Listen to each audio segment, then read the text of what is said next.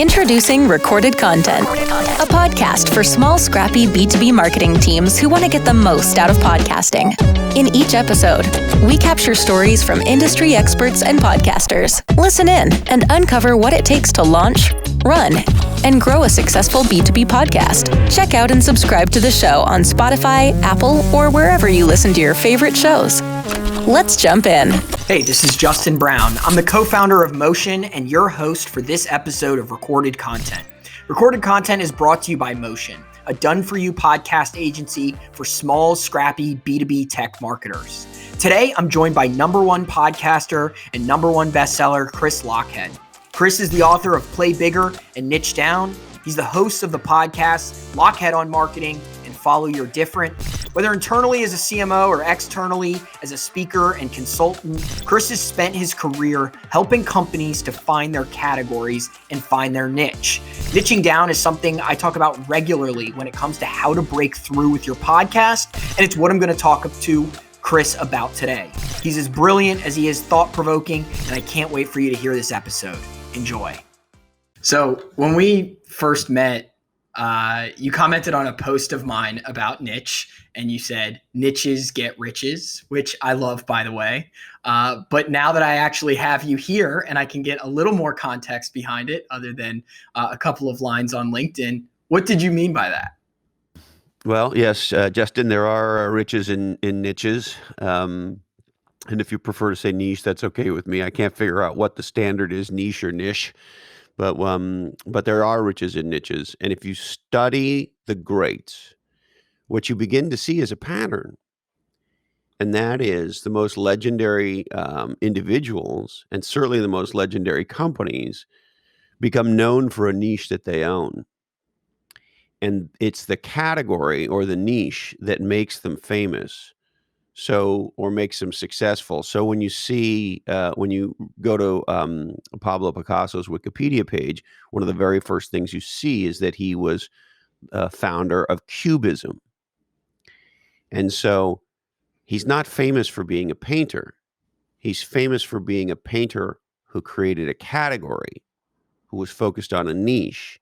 And that niche is called Cubism. And Cubism is what allowed him to radically differentiate himself from all other painters. He wasn't just another guy painting flowers and landscapes and pretty ladies or whatever. He was using bright colors, and he was using these boxes, and he was doing all this interesting stuff. And most importantly, Justin, Picasso was smart enough to name it, frame it, and claim it. And so whether it's Pablo Picasso or whether it's Sarah Blakely, the founder of Spanx, or any other artist, innovator, or entrepreneur that we admire, a disproportionate number of them became known for a niche that they owned. They were category designers. They proactively positioned themselves as unique and different. And in so doing, by being known for something specific, and this is the part that's a head fuck for most people, we can have broad appeal. And the more tight the niche or category design, the bigger the opportunity to stand out. And when that relates to podcasting, and it's the reason that I wanted to have you on, I think people are right when they say that there's a huge saturation problem in podcasting, which is a crazy thing for me to say as the owner of a podcasting agency. But I do think, and this is what I talk to my clients about, is that it all comes to finding your niche, your category. Now I'm messing up whether it's niche.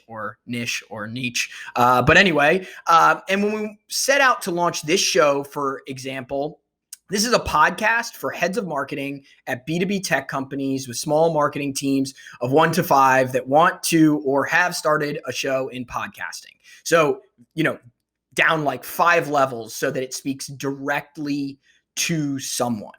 What would you say to anyone that says podcasting is saturated?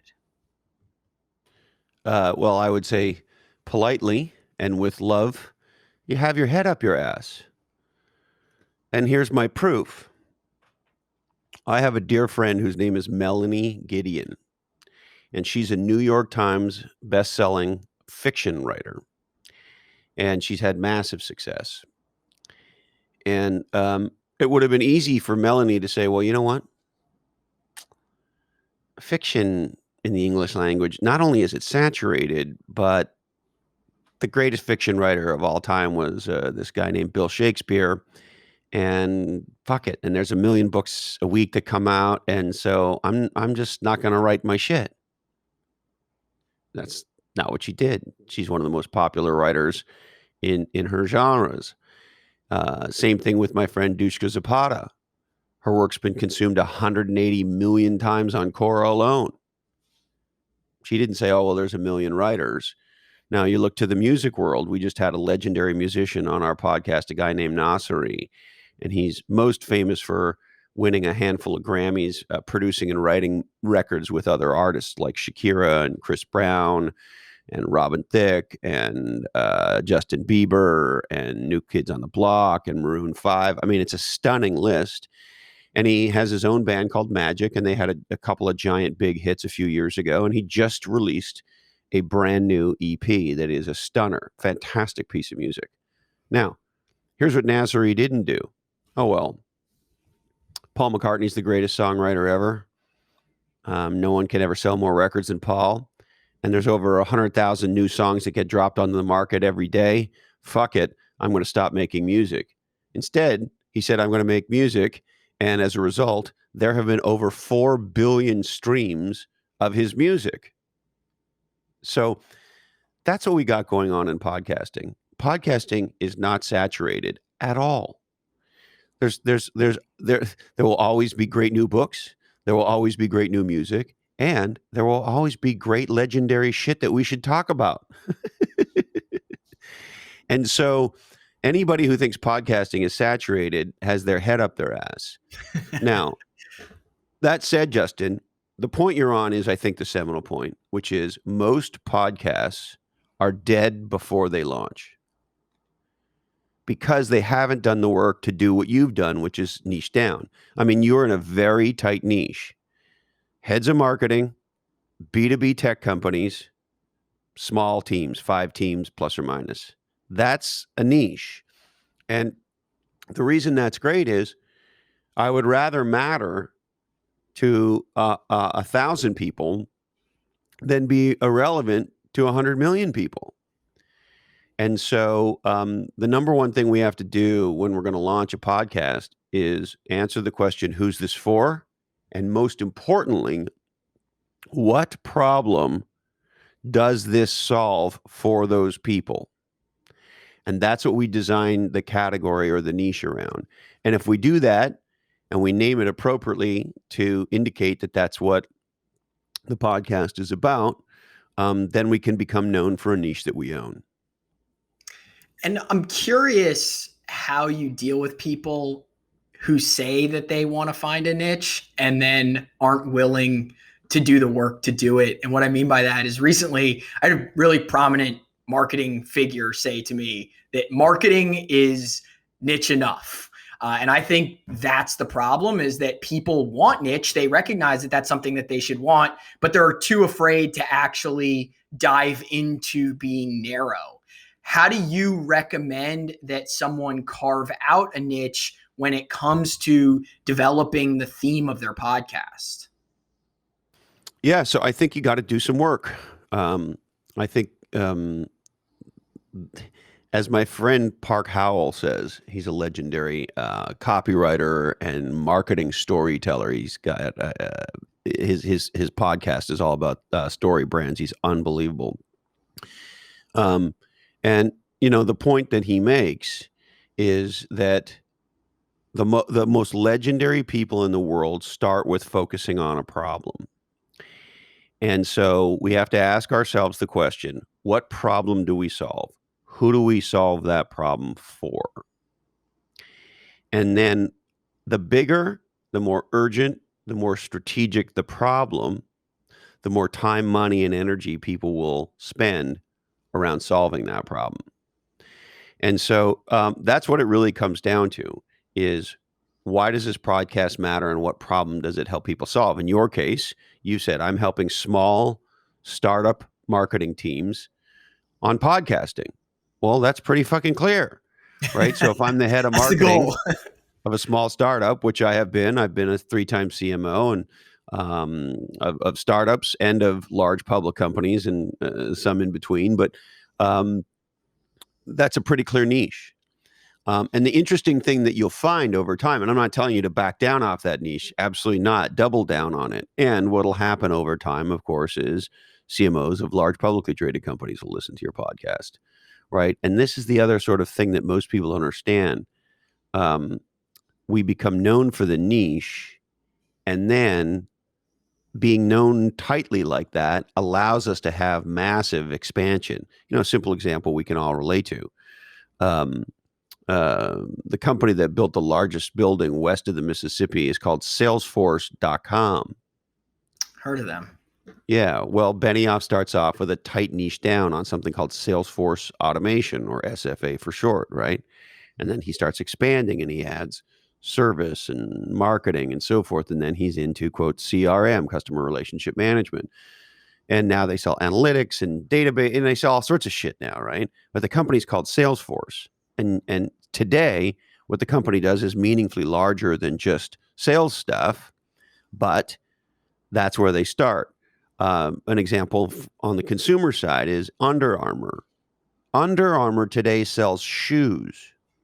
You would never name a fucking shoe company Under Armour, right? Because they start off where? They start with a niche of polyester, tight-fitting things that you wear under your uniform or to work out in, et cetera, et cetera.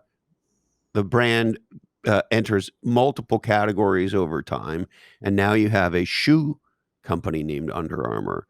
And so the aha here is, once you design and dominate your own category, you then get permission to expand, and your customers, in this case, your listeners, will naturally expand your podcast. But it starts with becoming the queen or king of a niche that you can dominate, and then expand over there, or maybe not expand. You may decide to stay in your niche, and that's it. That's fine too.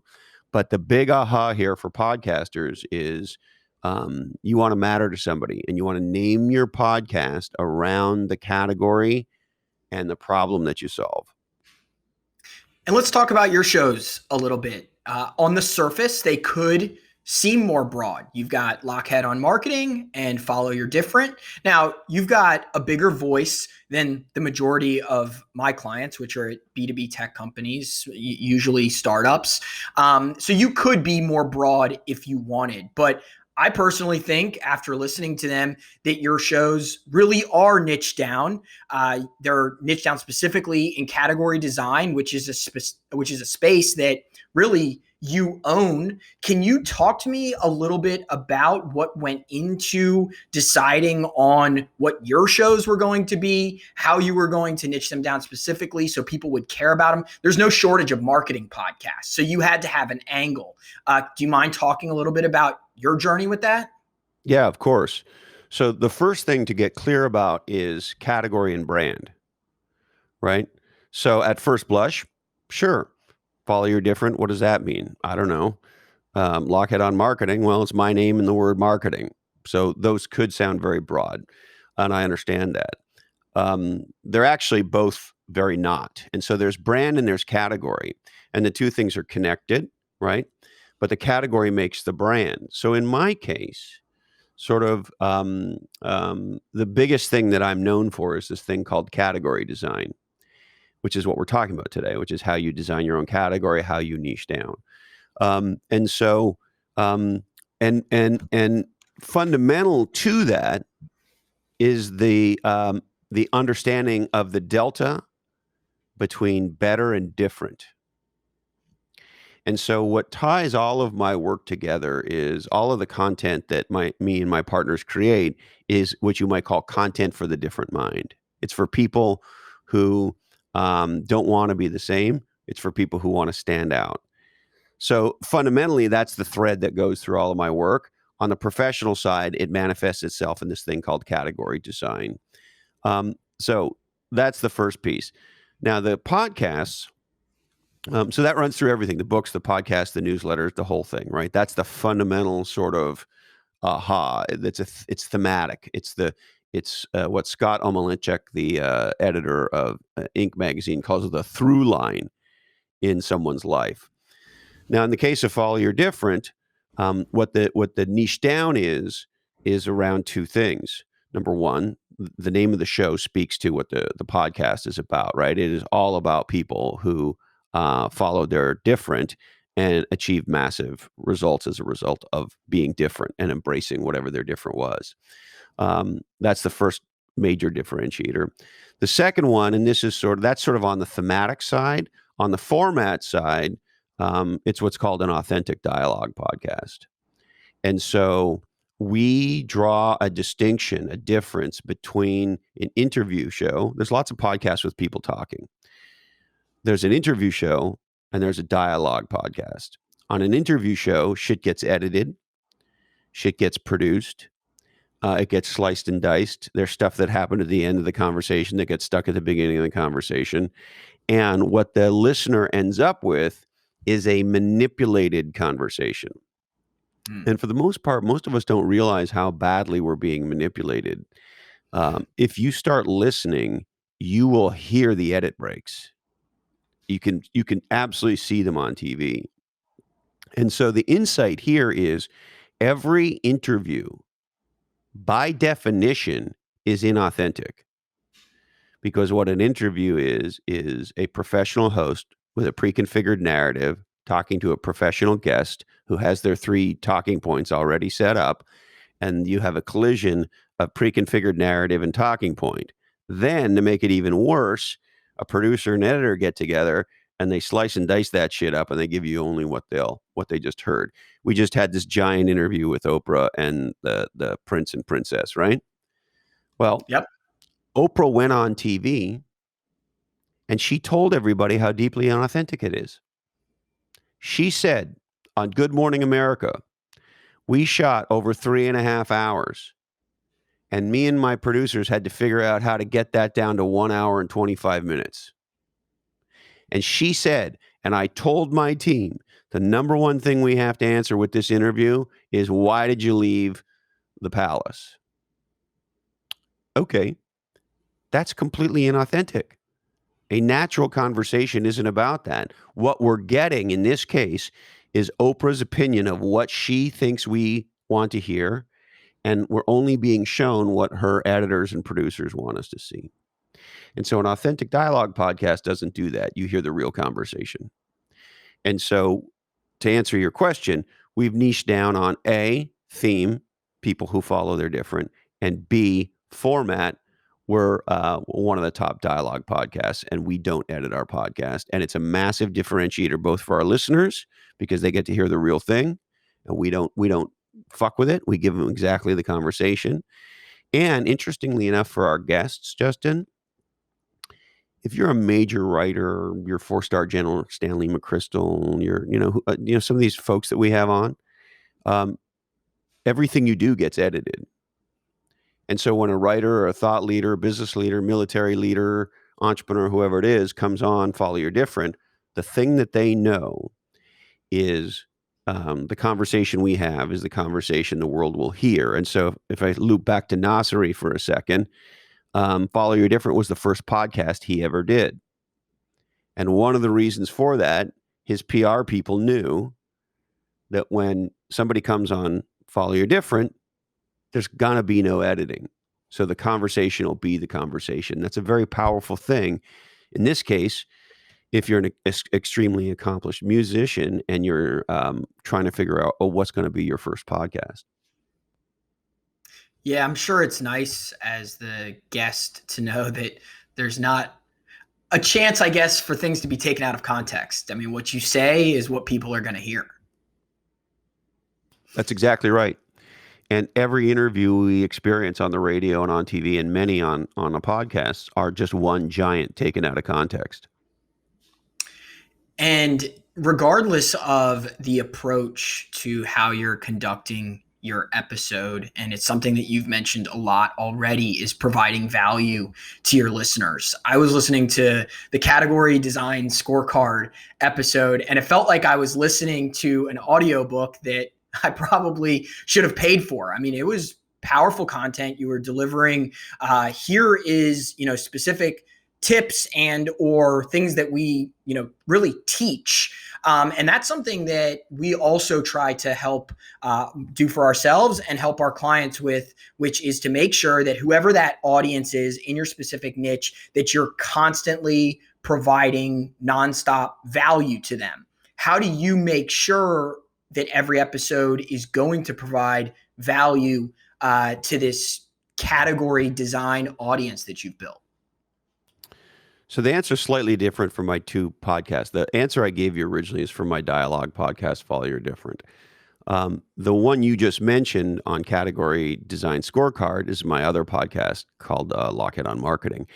And what happened over time was we broke the podcast in two, right? It originally started off with the dialogue podcast. But to your point, Justin, candidly, I was inspired by Masterclass. I thought they were amazing. And we were getting a tremendous amount of email from listeners saying, well, what about this? And what about that? And what about this? And we want to hear more from your books and this and that and the other.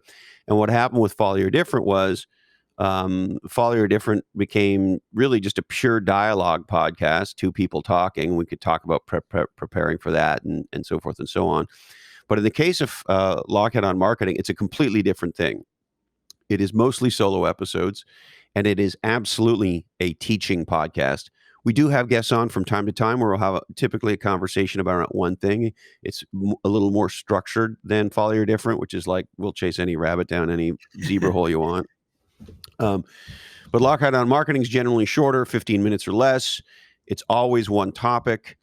And it's really an opportunity to share insights, to share teachings around practices in category design and marketing. And yeah, that's exactly what it's supposed to be. It's a Scooby snack of something that will hopefully make a difference.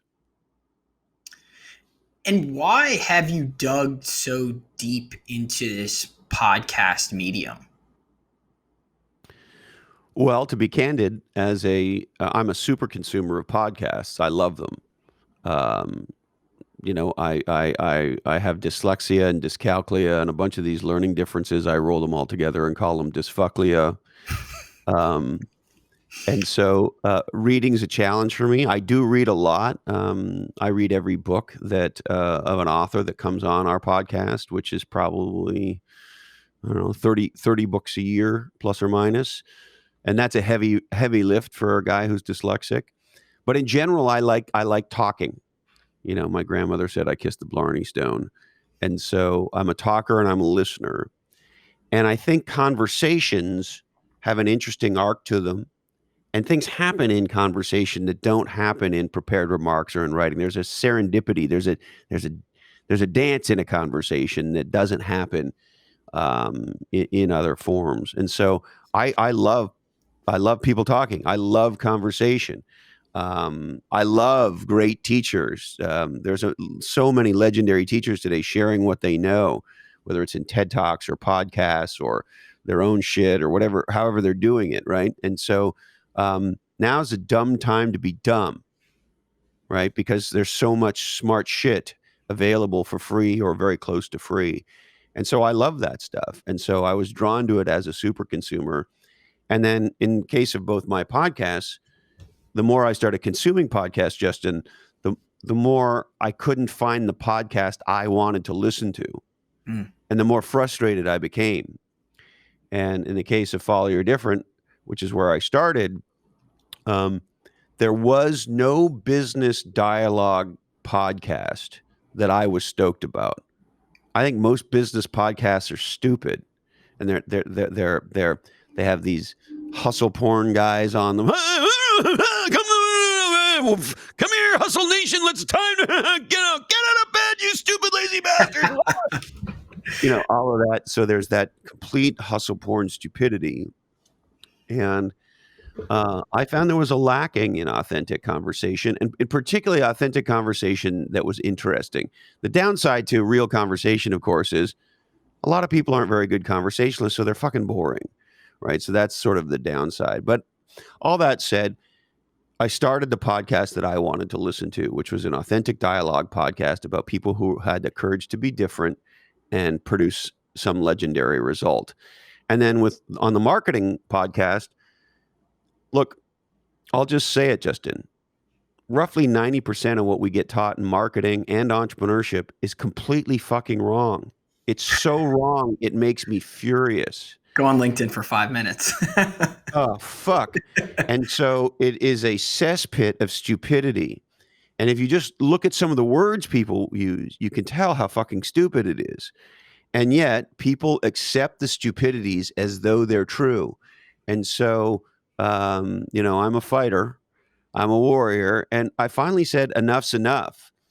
And that in concert with the fact that a lot of our listeners and readers said, hey, we'd love a podcast more focused on marketing and category design. And so it was a combination of my frustration and requests from readers and listeners.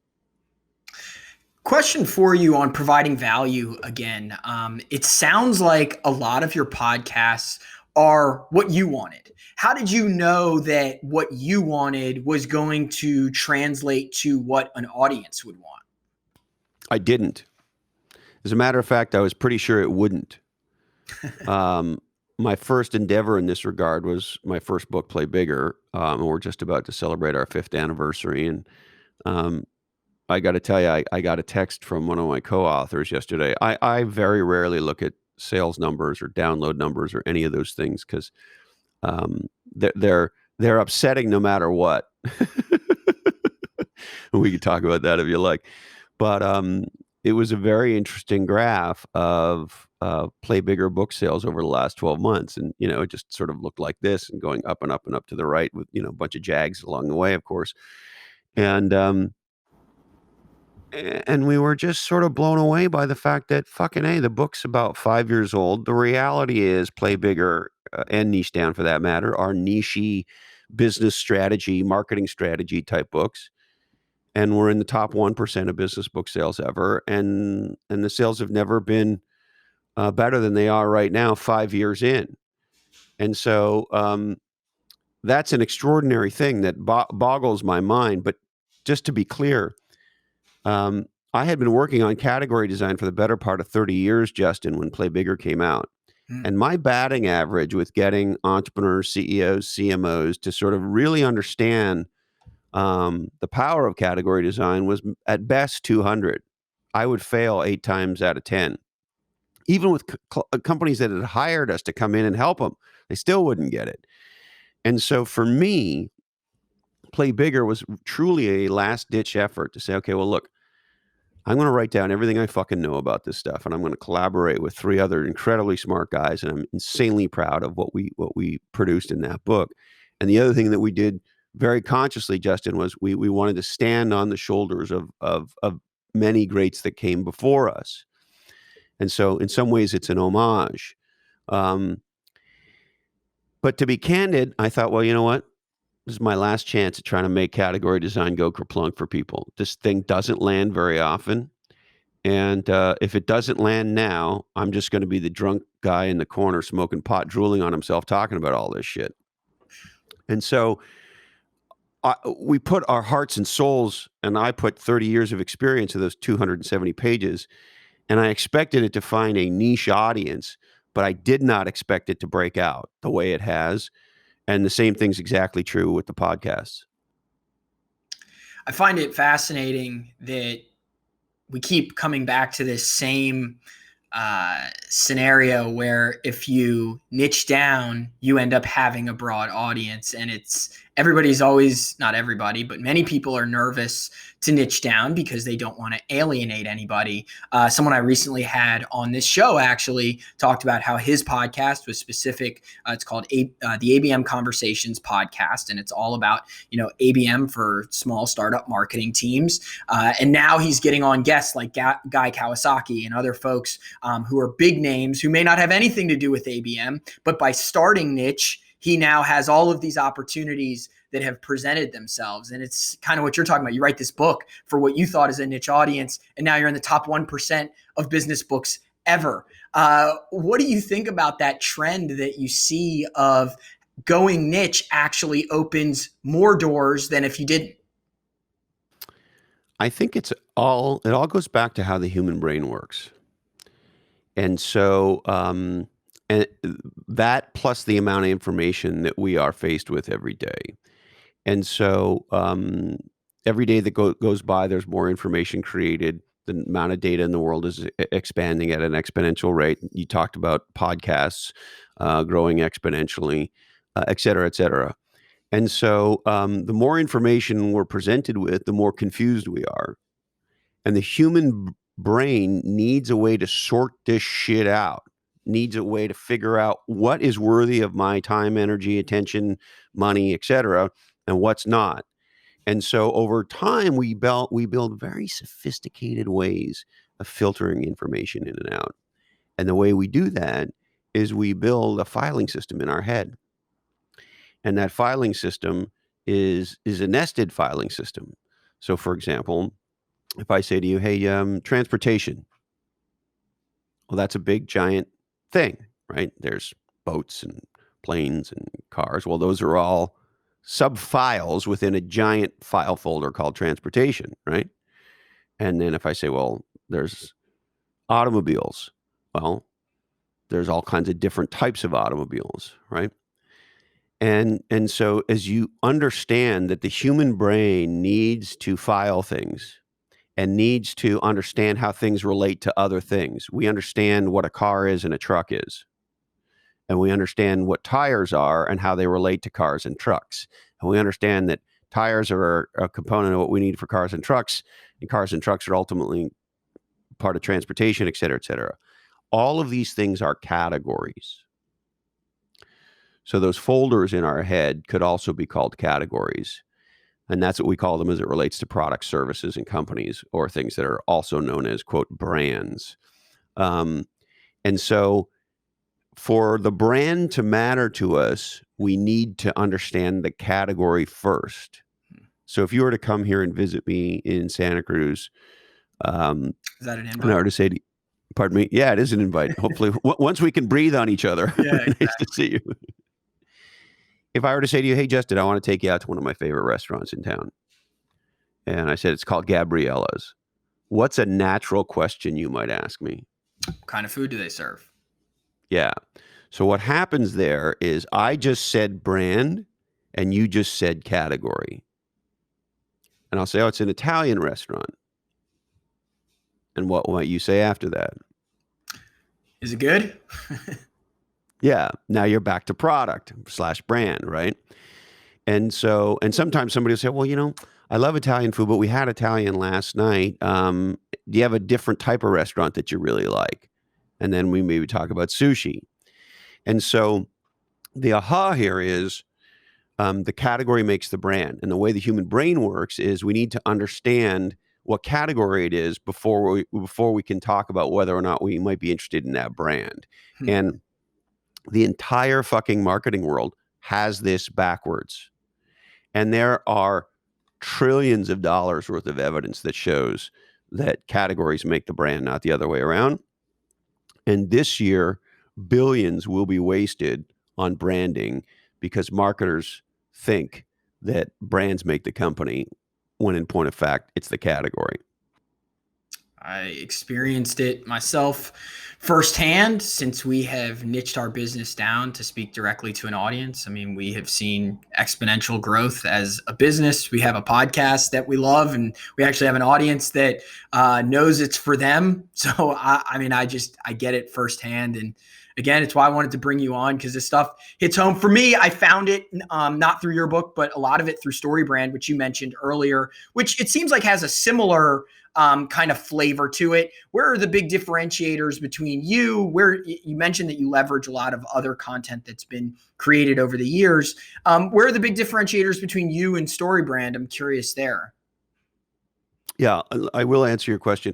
One other thing that's important to know, who you're not for is more important than who you are for. Amen.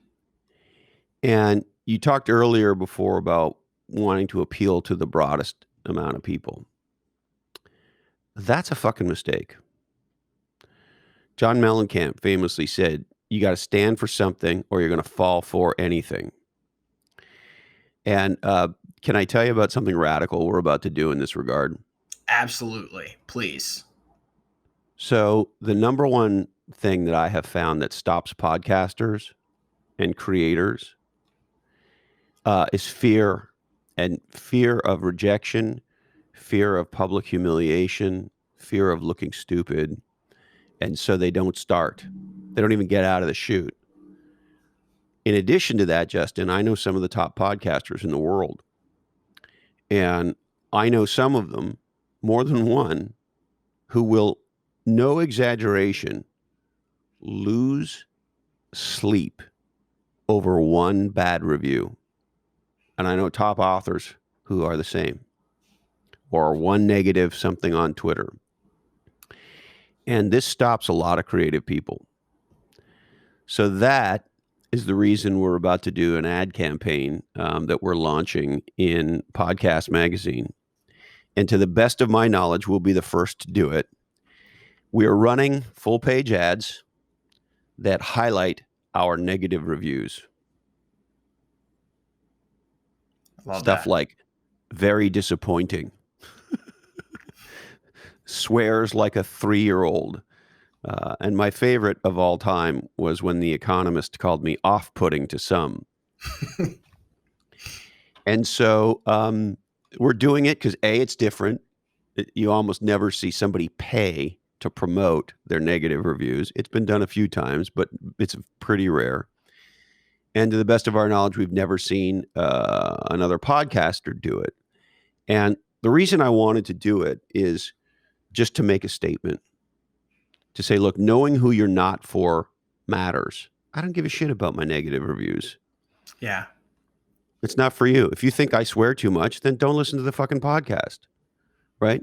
I'm going to be myself on my podcast. And if that means we have a smaller audience, then so be it. The truth is it means we have a bigger audience. That's the dichotomy of niching down, right? You have to be if you listen to my dialogue podcast, you have to like real dialogue.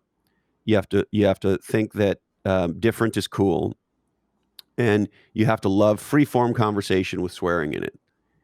Well, and you have to be a business-oriented, entrepreneurial-oriented, marketing-oriented person. That's a pretty tight set of niche downs, right?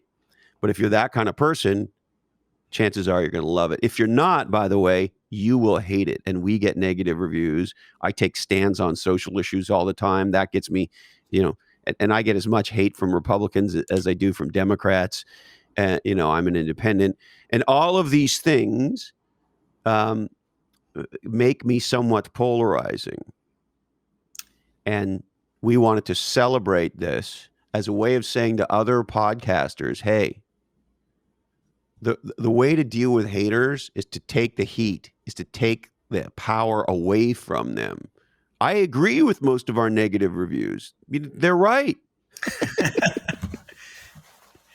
Yeah, Justin Welsh, who is just a popular voice on LinkedIn and on Twitter. He was the VP of sales for a company called Patient Pop that went public, and now he does some consulting on his own.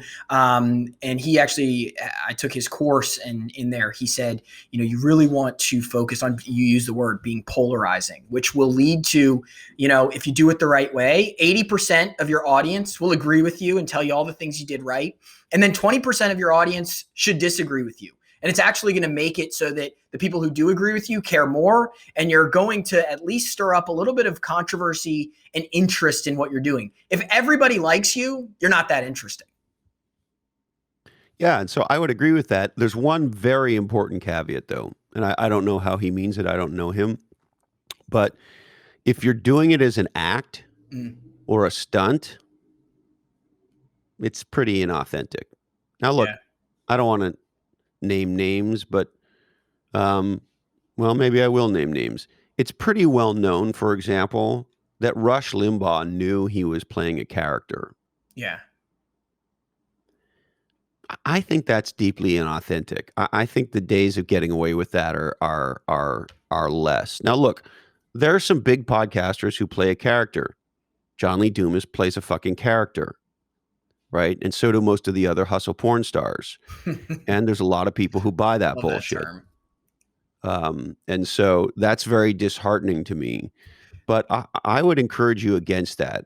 I don't try to do anything to be controversial for the sake of it. I'm not playing an act. I'm not trying to be Howard Stern or Rush Limbaugh or, I take a stand on something or I push back on something when I believe in it. And so I would rather see people do things that are authentic. And if you have an authentic position on something, if you think justice deposits matter, then say something publicly about that, That or was the whatever the way. topic is. That was the way I interpreted it, was more against the fear that comes with anybody disagreeing with you, not to go out and push things that will stir up and make you polarizing. But I think many people, and you see it on the LinkedIn platform all the time, which is people are just afraid to take a stance on anything. So everything is so vanilla. Whereas it's okay to say things like you're saying you do on your podcast, where you have people who agree with you and disagree with you, and you embrace that instead of trying to put out content that 100% of your audience is going to agree with. I think it's just pushing back on the notion of being afraid to take a stance. Yes, I agree with that completely. And the research also agrees with it. We've done a bunch of this research and we've looked at a bunch of this research. And the bottom line is the younger you are generally, the more you expect brands that you do business with to take a stand on social issues. That's sort of the bottom line. And, you might have seen Coke just came out against what Georgia's trying to do in the state around voting laws, saying they disagreed with it because they're trying to restrict who can vote. And so Coke just came out and said, hey, I don't think so. Well, last time I checked, there are a lot of Republicans in Georgia that are supporting these changes to their voter laws. And last time I checked, a bunch of them drink Coke. And Coke just came out and took a stand against what the Georgia government is trying to get done. And so, these are decisions we all have to make as individuals, as well as companies and brands. But look, I think we live at a time where exponential change is required. We're living in a cocoon time, Justin. There's life before C19 and whatever life will be after C19, but it's not going to be the same. This is the biggest game of jump ball for the future in human history. Everything about the way we live, work, and play is potentially up for grabs, is up for redesign, is up for massive innovation, is up for brand new category creation and design. And so those of us who are in a position to do things entrepreneurial, those of us in marketing, I think legendary marketing is about moving the world from the way it is to a whole new way. And so if that's what you're up to, this is the greatest time in history. And so as it relates to podcasting, now is a time to take a stance. Now is a time to move things forward.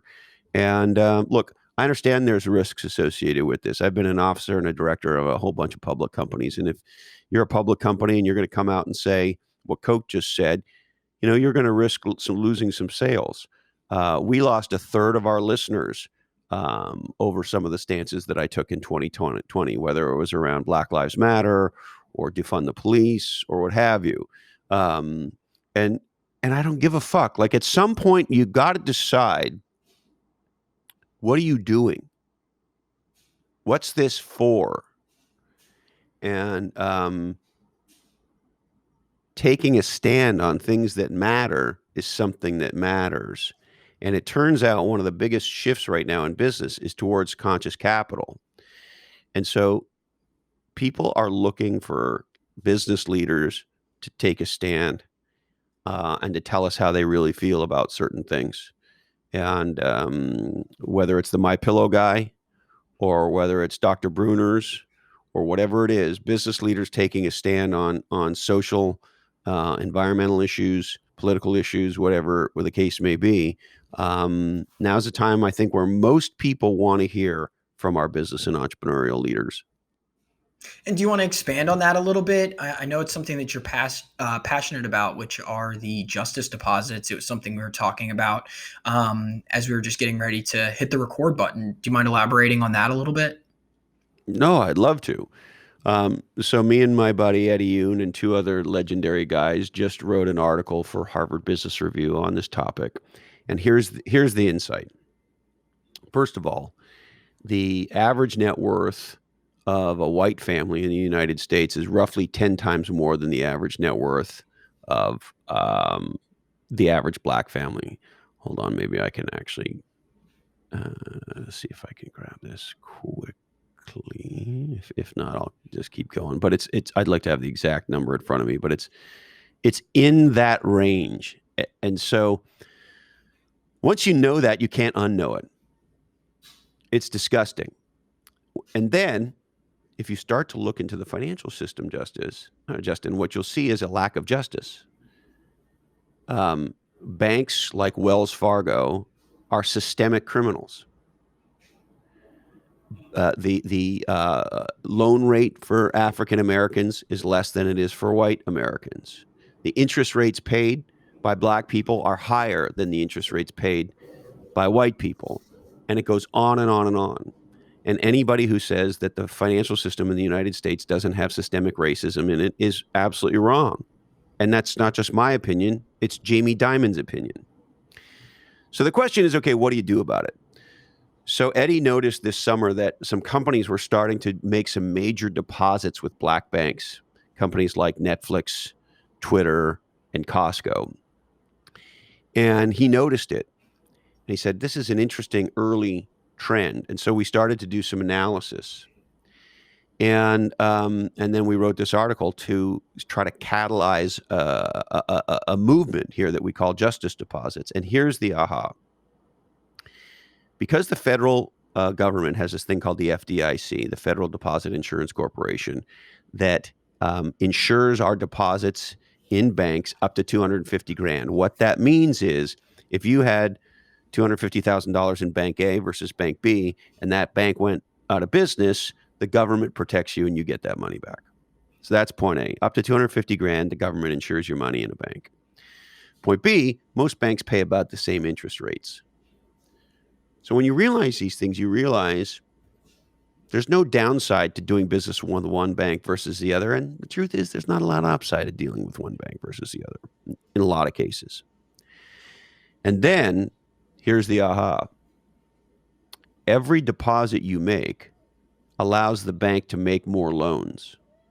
And every loan is a dream coming true. There are only 19 black banks left in the United States of America, black-run or black-owned banks.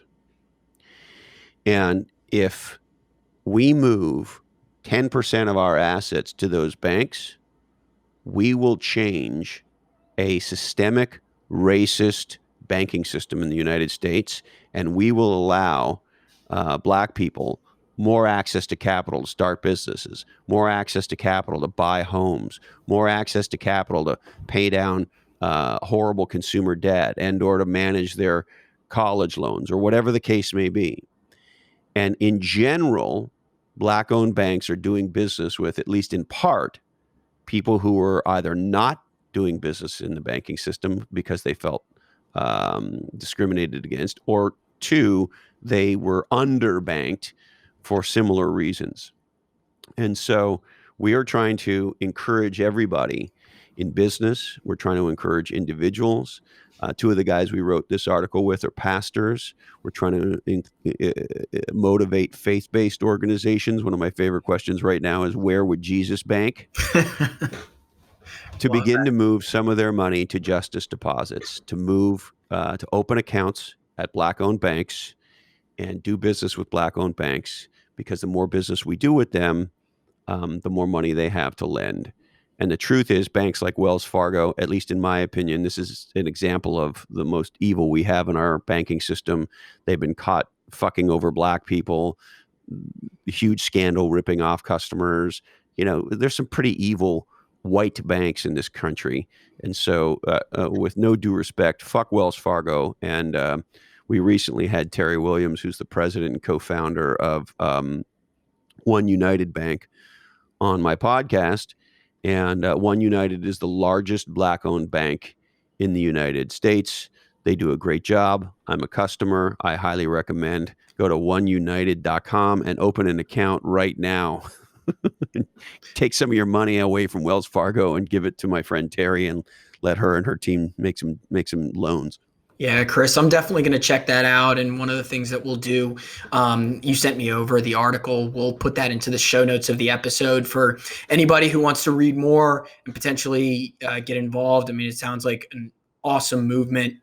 And I think this is just a good spot for us probably to end. I really appreciate you coming on the show. And the one thing I wanted to ask is, is there anywhere that you do want to guide people to find you, to find out more about justice deposits, your shows? Where would you guide people? Just everything hangs off Lochead.com. So if you want any of that stuff, by all means. And the other thing, Justin, if you don't mind, I would like to say to people is, if you want to do podcasting, go for it. Get in the game.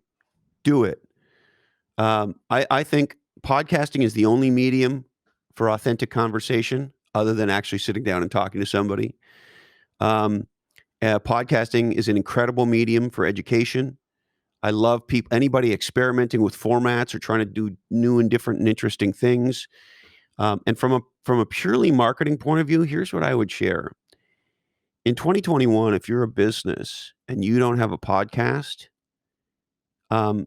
it's almost like not having a website, because a podcast allows you to engage with your prospects, your customers, and most importantly, your whole category, your value chain, your partners, influencers, potential investors, et cetera, et cetera.